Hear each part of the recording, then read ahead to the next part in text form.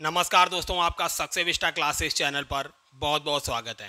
दोस्तों, जैसा कि आप देख रहे हैं, हमारी मैथमेटिक्स का प्रैक्टिस सेट चल रहा है, जिसमें हम दोस्तों चैप्टर वाइज प्रैक्टिस सेट ले रहे हैं। इसी तरीके से दोस्तों टॉप 10 क्वेश्चंस के माध्यम से हम पूरे चैप्टर से जितने भी टाइप के क्वेश्चंस पूछे जाते हैं उन सभी टाइप को कवर कर लेते हैं। तो दोस्तों टॉप 10 क्वेश्चंस की श्रृंखला में आज हमारा ये चैप्टर है औसत एवरेज। इसमें दोस्तों हम 10 क्वेश्चंस आज देखेंगे। पहला क्वेश्चन, निम्नलिखित संख्याओं का औसत कितना है? 76, 48, 84, 66, 70 और 64 दिया था। औसत आपको पता है दोस्तों क्या होता है? पदों का योग बटे पदों की संख्या। अगर आप दोस्तों इन सभी को जोड़ेंगे फिर इसको पदों की संख्या से विभाजित करेंगे तो काफी समय लगेगा। आप यूनिट डिजिट का यूज कीजिए।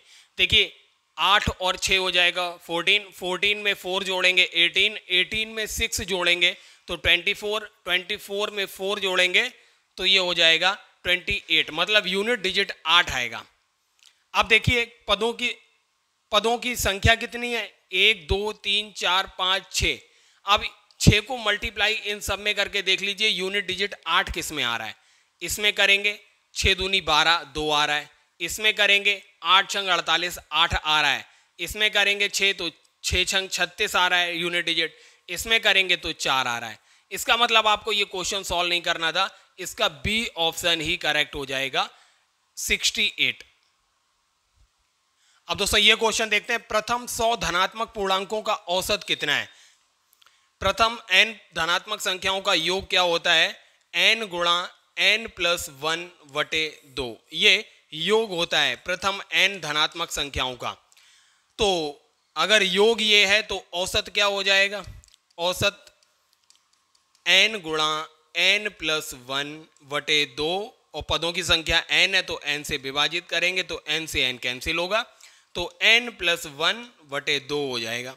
यहां देखिए प्रथम 100 धनात्मक पूर्णांकों का औसत पूछा था तो कितने पदों की संख्या कितनी है? n की वैल्यू 100, तो इसमें रख दीजिए 100 प्लस 1 बटे 2, 101 का आधा हो जाएगा 50.5।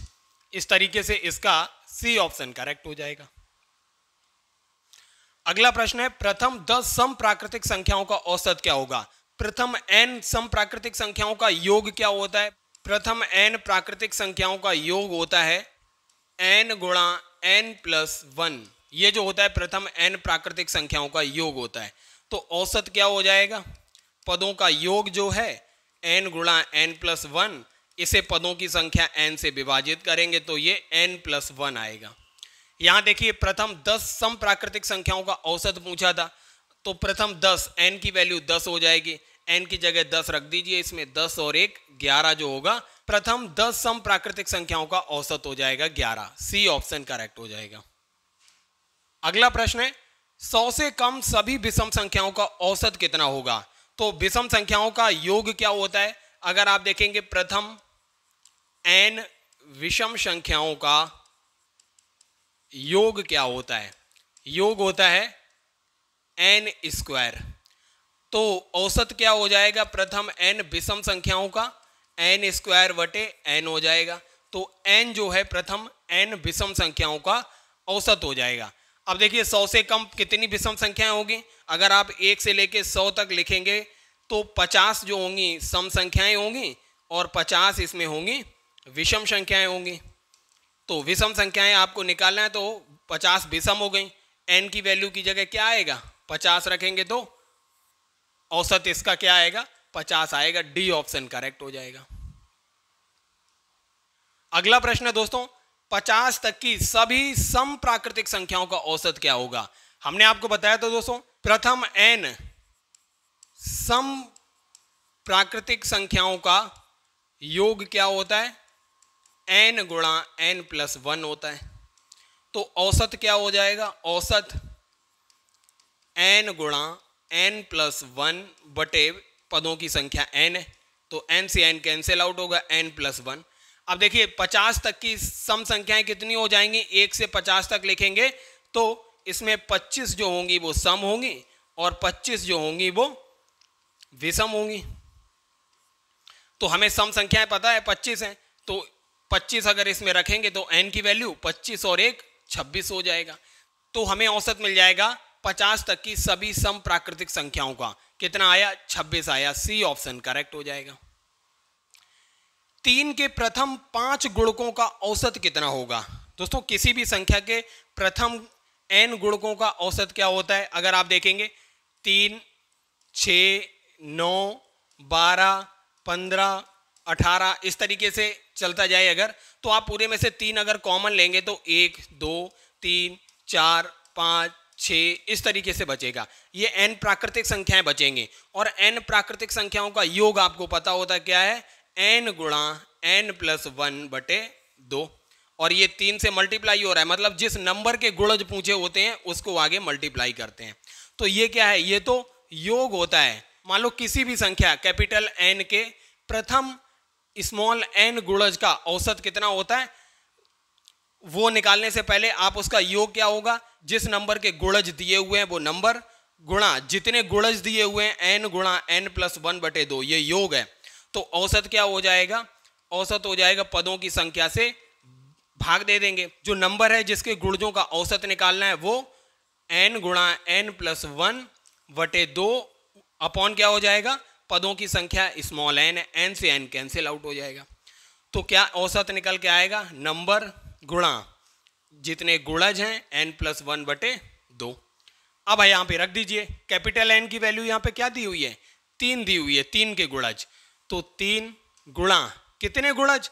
5 गुणज हैं, अर्थात स्मॉल n की वैल्यू 5 है। 5 और 1 6 बटे 2 क्या हो जाएगा? 9 आएगा इसका आंसर। इस तरीके से ए ऑप्शन करेक्ट हो जाएगा। अगला प्रश्न है दोस्तों, प्रथम 10 प्राकृतिक संख्याओं के वर्गों का औसत कितना होगा?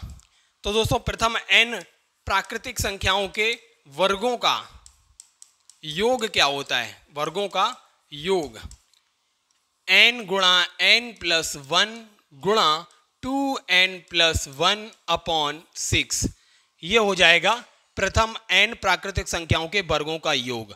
तो औसत क्या हो जाएगा दोस्तों? औसत पदों की संख्या से विभाजित कर देंगे, n गुणा n प्लस 1 गुणा 2n प्लस 1 बटे 6 गुणा स्मॉल n हो जाएगा, n से n कैंसिल। तो आपके पास ये औसत आया n प्लस 1 गुणा 2n प्लस 1 बटे 6। n की वैल्यू क्या है? 10 दी हुई है, तो n की वैल्यू 10 रखेंगे तो 10 और 1 यहाँ 11 हो जाएगा। यहाँ हो जाएगा 10 दूनी 20 और 1 21 बटे 6 हो जाएगा। 3 से काटेंगे, 3 से 21 7 बार जाएगा, ये 2 बार जाएगा, तो ये हो जाएगा 77 बटे 2, मतलब ये आएगा 38.5। इसका करेक्ट ऑप्शन हो जाएगा, डी ऑप्शन करेक्ट हो जाएगा। यदि 25a प्लस 25b बराबर 115, तो a और b का औसत निकालना था। तो दोस्तों अगर आपको दिया हुआ था 25a प्लस 25b बराबर 115, 25 कॉमन लेंगे तो a प्लस b बराबर 115 बटे 25 हो जाएगा। और इसे अगर आप कट करेंगे तो a प्लस b बराबर 5 से ये 23 हो जाएगा, ये 5 हो जाएगा, 23 बटे 5। a और b के औसत का मतलब हो गया a प्लस b अपॉन 2 हो गया, 2 पद हैं, तो यहाँ पे 2 किया है तो यहाँ भी 2 करना पड़ेगा। तो ये क्या हो जाएगा? 23 बटे 10। 23 बटे 10 का मतलब हो जाएगा 2.3। ये क्या आया? a प्लस b बटे 2। a और b का औसत आया 2.3। यही आपसे पूछा था, ई ऑप्शन करेक्ट होगा। अगला प्रश्न है दोस्तों, 5 संख्याओं का औसत 10 है। यहाँ पर 5 संख्याओं का औसत जो था वो 10 दिया था, तो बोल रहा था कौन सी संख्या जोड़ी जाए कि औसत 12 हो जाए। अगर कोई संख्या जोड़ी जाएगी तो पदों की संख्या हो जाएगी 6। अब उसका औसत कितना होना चाहिए? 12 हो जाएगा, मतलब 12। तो कौन सी संख्या जोड़ी गई? 5 धाम 50 हो गया और 12 छंग 72 हो गया। इन दोनों को माइनस करेंगे तो 22 आंसर हो जाएगा। सी ऑप्शन करेक्ट है कि 22 जोड़ा जाएगा। अगला प्रश्न है, यदि 7 क्रमागत संख्याओं का औसत 33 है तो इनमें से सबसे बड़ी संख्या कौन सी होगी? 7 क्रमागत संख्याओं का मतलब अगर पहली x है, दूसरी x plus 1, x plus 2, x plus 3, x plus 4, 5 और 6, अगर आप इन सभी को जोड़ेंगे तो क्या होगा? 7x प्लस 2 और 1 3 3 6 4 10 5 15 और 6 हो जाएगा 21। 7x प्लस, अगर आप इन सभी को जोड़ेंगे तो 7x प्लस 21 आएगा और इसे अगर पदों की संख्या से डिवाइड करेंगे 7, तो ये इसका औसत दिया था 33। इजिली निकल आएगा, 7 कॉमन आएगा तो x प्लस 3 बराबर यहां पर दिया हुआ था 33, तो x बराबर हो जाएगा 30। x की वैल्यू अगर 30 है तो सातवीं संख्या क्या हो जाएगी, 36 हो जाएगी। डी ऑप्शन इसका करेक्ट हो जाएगा, सबसे बड़ी संख्या पूछी गई थी। तो दोस्तों आपने देखा हमने यहाँ पर 10 क्वेश्चंस एवरेज के आपके प्रीवियस ईयर एग्जाम्स में जो पूछे गए टॉप 10 क्वेश्चंस को सॉल्व किया। आने वाले प्रैक्टिस सेट में दोस्तों औसत के अगले 10 क्वेश्चंस आपके सामने लेकर आएंगे। तो इसी तरीके से सक्सेस विस्टा क्लासेस के प्रैक्टिस सेट के साथ जुड़े रहिए और वीडियो को लाइक एंड शेयर करते रहिए। धन्यवाद दोस्तों।